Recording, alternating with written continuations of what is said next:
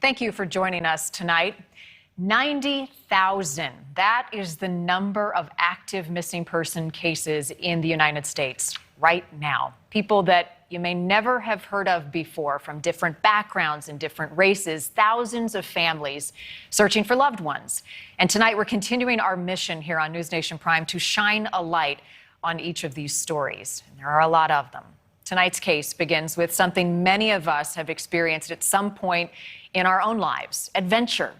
A young woman seeking a new start on the other side of the country in California. Lauren Cho, 30 years old, made new friends, got a new job, and then Lauren vanished. And months later, nothing.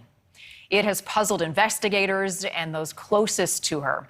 We had a lot of questions about this case, and as you learn the details about Lauren's final days near LA, where she was living, and what those who know her best are saying tonight, we think you're going to have some questions of your own as well. Let's go to correspondent Nancy Liu. She is live near Joshua Tree, California tonight with Lauren's story. Nancy. And Marnie, today marks 100 days since Lauren Cho was reported missing from an Airbnb compound, which is down this dirt road in Yucca Valley. Despite multiple searches and increased interest in her case, her disappearance remains a mystery. None of it makes sense to me. None of it makes sense to any of us.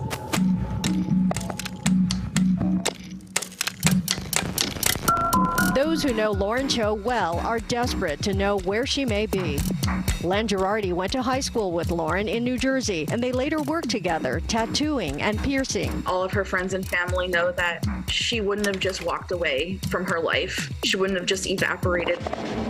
She wouldn't have just disappeared like this.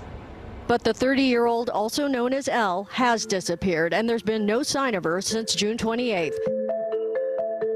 That's when her ex-boyfriend reported Lauren missing around 5 p.m., telling authorities they had argued 3 hours earlier and she left their Airbnb compound. Later, in a newspaper interview, he said there was a 10-minute window and she evaporated. She basically just walked away with the clothes she had on. No cell phone, no personal items, no money, nothing like that. It was about 110 degrees that day. Lauren was said to be last seen at the remote intersection of Yucca and Benmar in Yucca Valley. In an exclusive interview, the housekeeper at the compound expresses doubt that there was any foul play on the property. People show up from different countries. Whatever group is there, however they are, everybody gets along.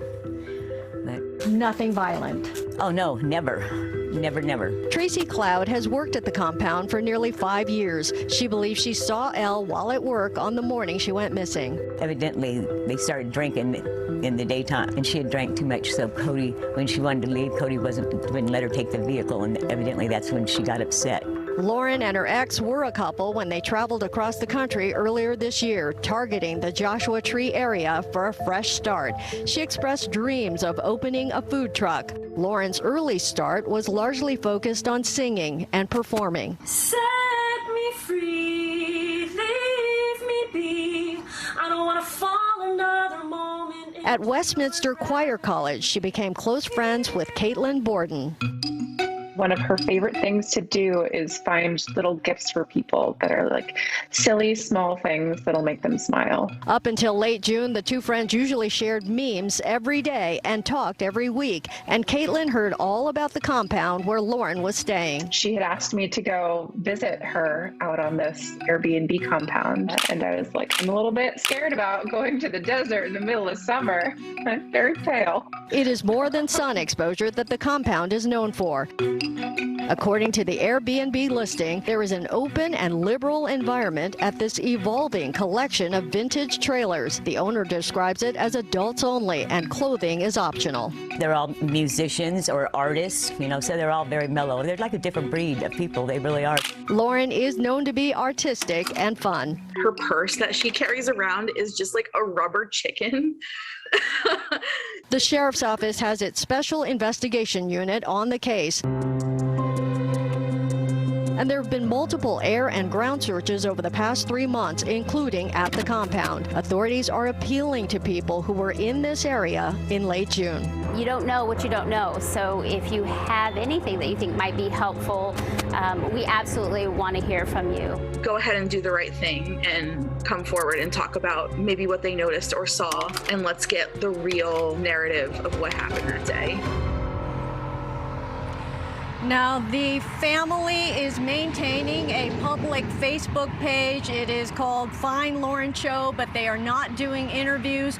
We did reach out to that ex-boyfriend, and he responded immediately with a no comment. But Marnie, we should point out that perhaps he's been instructed to respond that way by a lawyer or even the investigators. So we certainly don't know on that front. A mystery, Nancy. So what are police saying about this compound, and are they continuing to look for clues there tonight? Well, we can tell you that authorities aren't saying much at all. We do know that they searched that compound. We don't know what they found, but they do say that there is no evidence of foul play at this point. But the compound itself is known publicly, openly on Airbnb as this open, free-loving place. There are few rules there, and according to the housekeeper that we talked to, few clothes as well. But she insisted that there's no criminal activity there. The other thing that caught my attention, Nancy, was this argument apparently between Lauren and her ex-boyfriend. Do we have any idea what they were arguing about?